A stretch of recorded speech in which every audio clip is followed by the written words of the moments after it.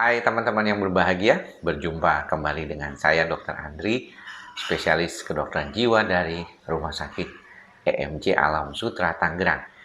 Di kesempatan kali ini saya mau membicarakan tentang bagaimana otak kita ini sebenarnya memang mudah lelah karena begitu banyaknya pikiran-pikiran yang kita harus putuskan setiap harinya. Dan untuk itu, kita saat ini mau belajar bagaimana supaya kita tidak terbebani oleh pikiran-pikiran yang terlalu banyak. Atau mungkin kita bisa memilih-milih mana saja yang bisa kita pikirkan dan mana yang tidak perlu kita pikirkan. Karena kalau misalnya kita ini terlalu banyak berpikir hal-hal yang mungkin sebenarnya tidak perlu kita pikirkan, ada kalanya otak kita mungkin akan mengalami kelelahan dan pada kondisi tertentu bisa menimbulkan reaksi gangguan kecemasan. Dalam satu buku yang pernah saya baca dikatakan bahwa kalau kita dalam keseharian kita itu sangat banyak hal-hal yang menjadi problem ya di dalam kehidupan kita sendiri. Jadi kalau dikatakan di sini orang itu ya rata-rata mempunyai kemampuan untuk mengelola sebenarnya pikiran dan perasaannya sendiri agar dia menjadi lebih sederhana.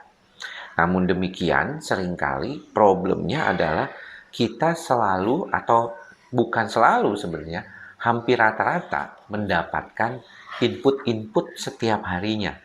Nah, ini yang mungkin banyak dikaitkan dengan kondisi bagaimana kita agak sulit gitu ya untuk melihat bahwa informasi yang kita dapatkan ini adalah bermanfaat atau tidak bermanfaat. Apakah kita ini sebenarnya harusnya tidak perlu mendapatkan informasi tersebut gitu ya, dan bisa memilah-milah informasi yang mungkin kita hadapkan pada kondisi saat ini. Nah, teman-teman, kalau kita melihat kondisi seperti ini, pada dasarnya ketika saya bertanya gitu ya kepada pasien, kemudian juga tentang bagaimana mereka menggunakan pikirannya sehari-hari, banyak di antara mereka ini mengalami suatu kebingungan gitu ya, entah apa yang bisa kita lakukan di dalam kehidupan kita gitu ya.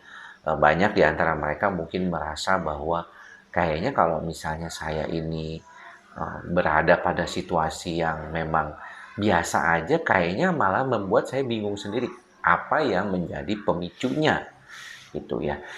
Nah, untuk itu sebenarnya banyak hal yang bisa kita lakukan. Ya, contohnya mungkin ketika kita berbicara tentang media sosial aja, ya kita mencoba berupaya membatasi ya, apa yang kita follow, ya. Dan sebenarnya kadang-kadang di dalam berbagai macam pengetahuan atau ilmu yang kita dapatkan, misalnya di dalam buku Near Real Indistractable, kita tidak masalah ya menggunakan media sosial untuk mendapatkan informasi. Tapi mungkin tidak perlu semuanya diambil. Karena kalau semuanya diambil, maka yang ada bukannya kita mendapatkan informasi yang cukup baik, malah kebanyakan informasinya yang ada di dalam otak kita. Ini pula yang membuat banyak orang itu jadinya malah ketika diminta memilih, ya, memilih pilihannya banyak banget gitu ya. Misalnya ada datang ke restoran ya, dia ditampilkan ada 100 macam menu misalnya.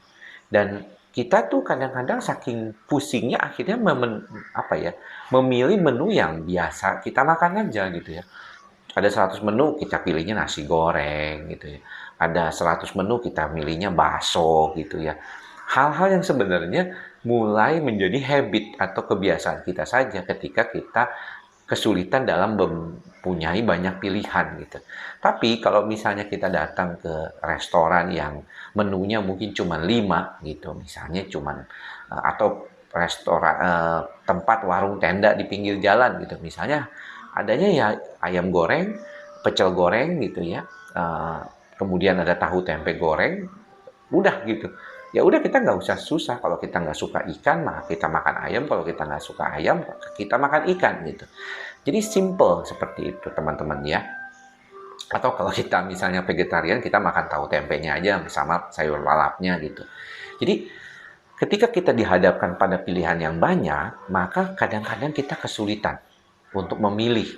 Dan itulah yang membuat otak kita tanpa sadar itu terus-terusan bekerja. Tapi kalau teman-teman itu punya pilihan tuh relatif lebih sedikit di dalam kehidupan teman-teman, maka tidak masalah. Ya, teman-teman akan mencoba melihat itu menjadi perspektif yang sederhana gitu ya. Ketika otak kita itu tidak terlalu banyak berpikir, bahkan mungkin melakukannya secara habitual saja, maka tidak ada terlalu penekanan-penekanan pada sistem saraf pusat kita. Jadi buat teman-teman yang mungkin ya saat ini masih seringkali berkutat dalam banyak pilihan di kehidupannya, mesti ke sini, mesti ke sana gitu, harus melakukan ini, harus melakukan itu gitu ya. Itu mungkin akan menjadikan teman-teman lebih banyak berpikir keras untuk menentukan pilihan. Tapi ketika kondisinya itu hanya beberapa pilihan saja, maka kemungkinan akan jauh lebih mudah buat kita. Oke, jadi pesannya adalah sederhanakanlah pilihan-pilihan hidup kita. Dan teman-teman bisa kok melakukannya, ya nggak perlu bergantung pada orang lain, tetapi Anda bisa memilih sendiri apa yang paling baik buat kita. Karena bagaimanapun ke depannya kita sendiri yang akan memilih hal tersebut.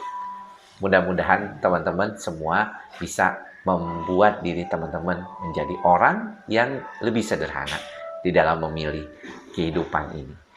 Semoga kita bisa tetap membuat diri kita belajar ya terhadap mantra kita bersama. Ikhlas, sabar, dan sadar. Sampai bertemu lagi di lain kesempatan. Semoga semua makhluk berbahagia. Salam sehat jiwa. Bye-bye.